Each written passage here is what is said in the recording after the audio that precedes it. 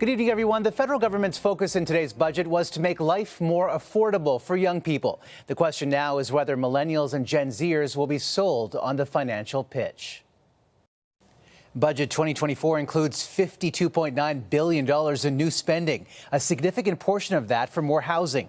The deficit is projected at $39.8 billion this year, with no projected path to balance. And the cost of carrying the debt expected to soar because of higher interest rates, increasing to $64.3 billion by 2029. CTV's Michael Couture starts us off with the pledges, the pushback, and a breakdown of the numbers. This budget is about fairness for every generation. A government that used to focus on the middle class is now aiming for a wider swath of the electorate, with more younger people feeling the affordability crisis. We're driving the kind of economic growth that will ensure every generation of Canadians can reach their full potential. The government is spreading spending on housing, pharmacare, and a new disability benefit, among other key priorities. The government has no path to a balanced budget. Deficits are on a downward path, landing around $20 billion by the end of 2029. But even that is higher than their estimate last fall. Conservatives will vote against this wasteful inflationary budget that is like a pyromaniac spraying gas on the inflationary fire that he lit.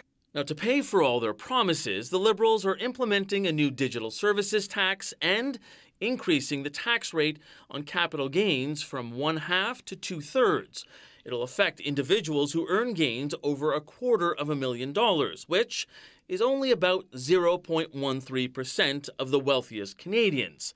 A similar tax will be applied to 12.6% of corporations. It was something of a relief that there wasn't a wealth tax or a excess profits tax on corporations. Instead, they've simply increased the capital gains inclusion rate, and that's something that a lot of us had been anticipating would happen. That type of tax is something NDP leader Jagmeet Singh had pushed for, but he still isn't saying if he'll support the government's budget because of other measures in it. How is a Liberal government, Justin Trudeau, going to justify cutting 5,000 public sector employees, and show me a plan where that doesn't mean cuts to services for people? Hoping to give small businesses some relief, the government is extending a new carbon rebate worth $2.5 billion.